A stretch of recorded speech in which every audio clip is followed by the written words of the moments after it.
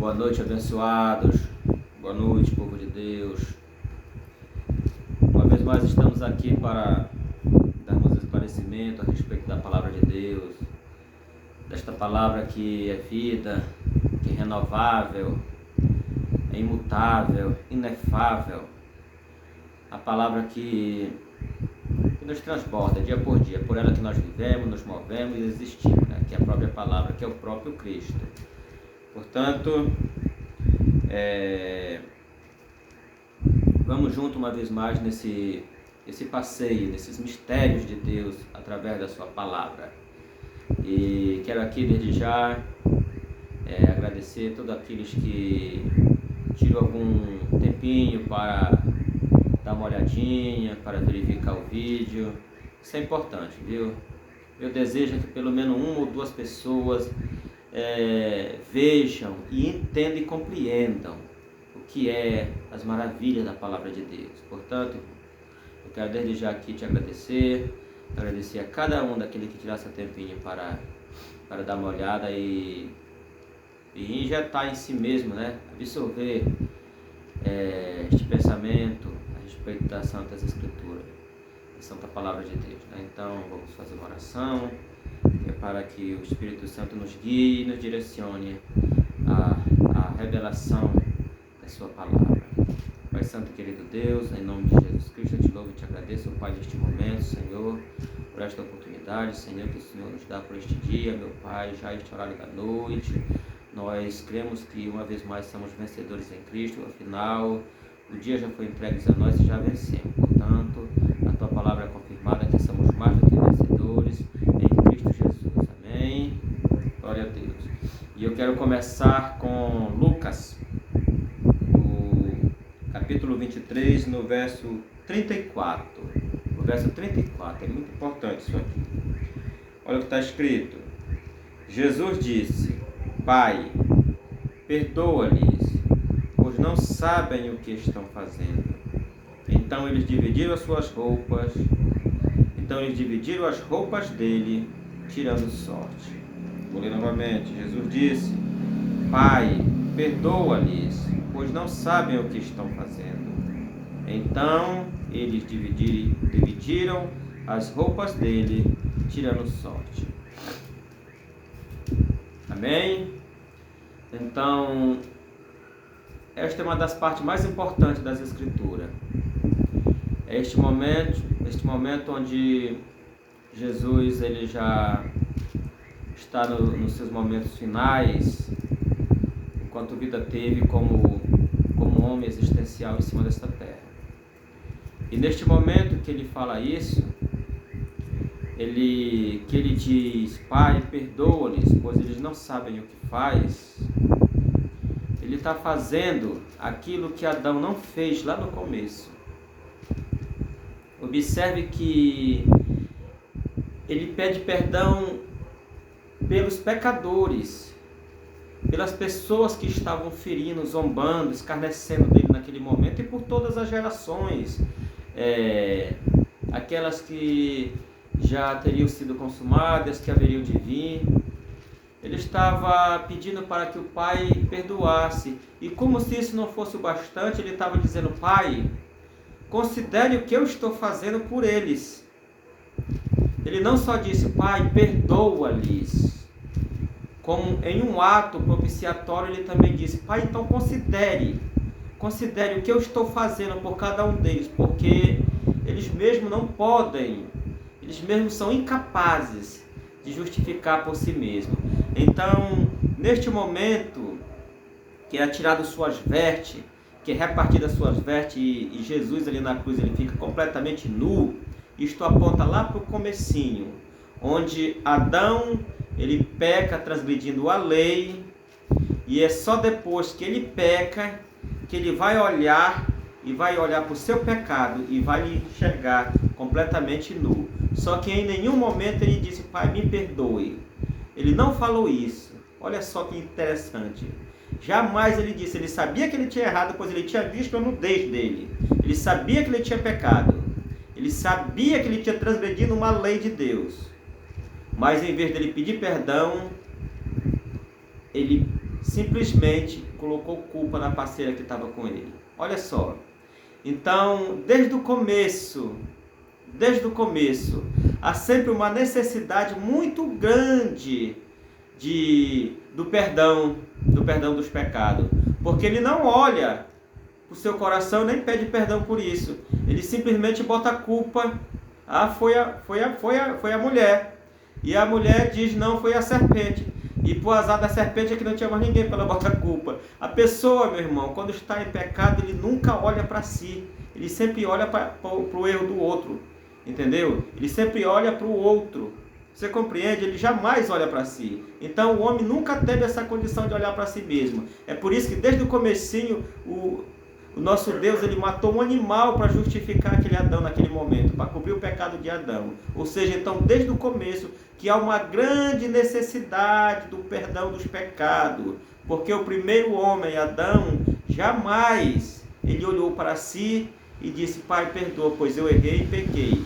Jamais, não. Ele preferiu colocar a culpa na sua parceira. Só que Paulo, ele diz lá no comecinho que a culpa não foi de Eva, como Adão colocou. A Bíblia diz que por um homem entrou o pecado no mundo e a consequência disso foi a morte. Por um homem. Quem é esse homem? Adão. Adão que tinha tudo à sua disposição. Adão que tinha tudo só para usufruir daquilo que Deus tinha construído para ele. Mas não, ele quebrou a lei, desobedeceu a lei, e daí em diante a Bíblia diz que ele iria agora trabalhar, e com o suor do seu rosto ele ia comer, ele ia se alimentar, ele ia plantar em meio aos espinhos, no meio do sufoco do dia, do sol, da chuva. Ele ia batalhar agora. E olha que interessante, antes dele transgredir a lei, dele desobedecer, ele tinha tudo à disposição dele, era só para ele usufruir daquilo que o Pai tinha preparado para ele. E depois que ele transgride a lei, agora ele vai trabalhar para ter aquilo que já era dele. Você compreende? Agora ele vai trabalhar, vai suar, vai calejar para ter aquilo que já era dele. Você compreende o que é a lei agora? O que é o pecado? E o que é a desobediência do ser humano? Que ele prefere muitas vezes dar murro em ponta de faca do que reconhecer que está errado. E a grande maioria acha sempre um bode expiatório, joga sempre a culpa no outro em vez de assumir seus próprios erros. E aí Jesus agora está lá naquela cruz, pedindo perdão, desde o comecinho, até por aquele homem lá, Adão. Ele vai diretamente na fonte, o Pai perdoa-lhes. Eles não sabem o que fazem. Não é que eles são inocentes. Você compreende? Não é que eles são inocentes, porque Adão ele erra, ele peca. Você está entendendo? Então agora não tem mais ninguém por inocente. Mas Jesus disse assim, eles não sabem o que fazem. Ou seja, eles não sabem a consequência dos seus atos, quão prejudicial à sua saúde aquilo vai ser para eles. Entendeu? Então muitas coisas que a gente faz, que a gente fez por ignorância. A gente não cometeu pecado porque nós queríamos cometer. Nós cometemos o pecado porque a nossa natureza antes era a natureza de Adão. Você compreende? Foi uma natureza que foi gerada no pecado, porque pelo pecado de um só homem entrou todo o resto no mundo e consequentemente a morte. Ou seja, nossa profissão não é pecar. Nós pecamos porque nós éramos de natureza pecaminosa. Não é que eu queira, eu vou pecar. Não, é a natureza. É a natureza adâmica. Você compreende? Então, todos aqueles que foram gerados segundo a natureza de Adão, consequentemente já foram gerados em pecado. Você compreende? Foi gerado em pecado. E aí é como se fosse uma semente. Uma semente que já veio, como é que se diz? Contaminada. Uma semente contaminada. E quem pode descontaminar uma semente contaminada? Essa semente é Adão, a semente contaminada. E todos aqueles que veio depois dele, consequentemente, herdaram tudo aquilo, porque ele até então ele era o pai desta criação. Você compreende? Então, todos aqueles que já foram gerados na natureza de Adão herdaram o pecado de Adão. E, consequentemente, as dores, os sofrimentos e tudo aquilo que a Bíblia relata. Então, o que foi que Deus pensou e fez? A única forma de destruir essa semente pecaminosa é enviando uma nova semente. Você compreende? É enviando uma nova semente, nascida e gerada conforme o primeiro homem, que a Bíblia vai dizer que Jesus ele é o segundo Adão. Não é só o segundo, como o último Adão. Para quê? Porque ele veio limpar toda a bagunça, veio consertar tudo aquilo que o primeiro causou. Você compreende? Ele veio resgatar, veio libertar, veio limpar toda a sujeira que o primeiro causou. Então a única forma que Deus viu de cessar toda esta semente maldita que foi nascida através do primeiro homem foi enviando o segundo Adão. Ou seja, então esta outra semente que nasceria e nasceu sem pecado, sem rugas, completamente limpo. Então, agora Jesus se encontra lá na cruz, pedindo perdão por todos aqueles, e não só pedindo perdão, dizendo: Pai, considere o que eu estou fazendo aqui como um ato propiciatório pelo perdão deles, pois eles não sabem o que faz. Você compreende como é linda essas coisas? E aí, vou só dar uma encurtada aqui rapidinho. E aí, depois do sacrifício da cruz, essa nova semente, ela modifica o mundo. Ela transforma todos aqueles que professaram a fé, que crê com entendimento o sacrifício da cruz. Agora, meu irmão, hoje, tu não pertence mais à semente de Adão, porque a semente de Adão ela foi destruída na cruz do Calvário. Está entendendo? E tua natureza ela não é mais adâmica. Eu estou falando para aquele que crê em Cristo, para aquele que crê que Cristo é o nosso suficiente, exclusivo e salvador. Então, a tua natureza ela não é mais terrena, não é mais adâmica. Você compreende? Agora a tua natureza ela é celestial. A tua natureza é do segundo Adão, é o perfeito, aquele que se tornou imperfeito para te tornar perfeito, aquele que se tornou pecado para tirar os teus pecados, aquele que se tornou injusto para te tornar justo, justificado, e para tu ser a justiça de Deus em Cristo. E diga todas as vezes, confesse: eu sou a justiça de Deus em Cristo, eu sou a justiça de Deus em Cristo, eu sou a justiça de Deus em Cristo, porque o justo pagou pelos injustos para que os injustos se tornassem justos. Você compreende? Você compreende o que é hoje você? Olha que coisa maravilhosa. Então, deixa eu fazer só essa leitura aqui, rapidinho aqui, irmão, para a gente compreender melhor. Olha só o que está escrito aqui em Romanos.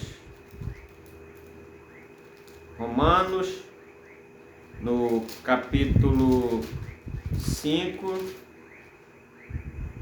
No capítulo 5, olha o que está escrito aqui, ó. Portanto, no capítulo 5, no verso 12: portanto, da mesma forma como o pecado entrou no mundo por um homem, e pelo pecado a morte, assim também a morte veio a todos os homens, porque todos pecaram, pois antes de ser dada a lei, o pecado já existava no mundo. Mas o pecado não é levado em conta quando não existe lei. Todavia a morte reinou desde o tempo de Adão até o de Moisés, mesmo sobre aqueles que não cometeram pecado. Você compreende? Porque já nasceram, por mais que não cometessem, mas já nasceram embaixo da semente caída.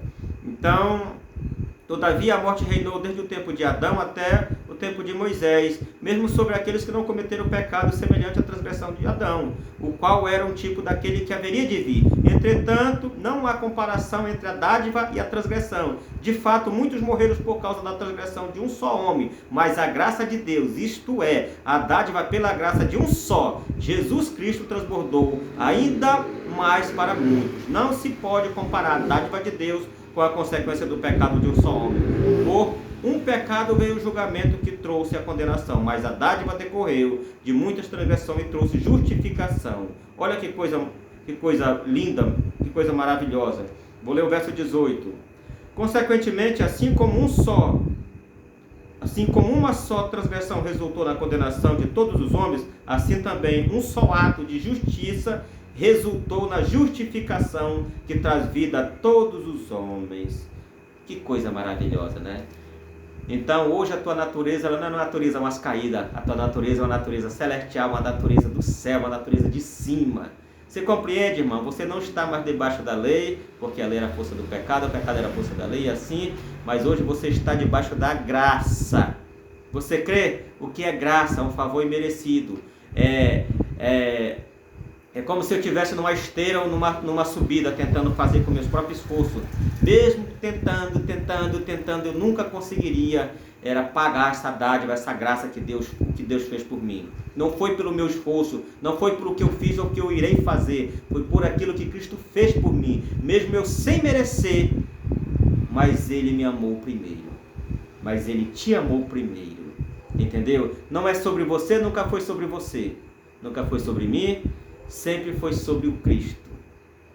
Deus, Ele nunca olhou para os teus pecados. Você está compreendendo? Ele nunca olhou para os teus pecados. Ele olhou para Cristo que se fez pecado em ti. Aniquilou em Cristo todo o pecado que pertencia a ti para te tornar limpo, puro, imaculável. Entendeu? Então, hoje você tem uma natureza terrena. Você tem uma natureza celestial. Não é mais natureza terrena. Portanto, viva com a identidade de filho de Cristo hoje, de filho de Deus em Cristo hoje. Então entenda que você tem uma identidade. Você não é aquilo que as pessoas dizem ao seu respeito. Você é aquilo que Cristo fez por você na cruz do Calvário. Compreende o que é? Como coisa bonita? Então, viva, meu irmão, esta novidade de vida em você. Transborde vida nas pessoas. Encha o coração das pessoas de paz, de alegria, através das palavras do Evangelho de Cristo. Não pregue lei, pregue a graça. Porque a graça, ela transborda, ela dá vida.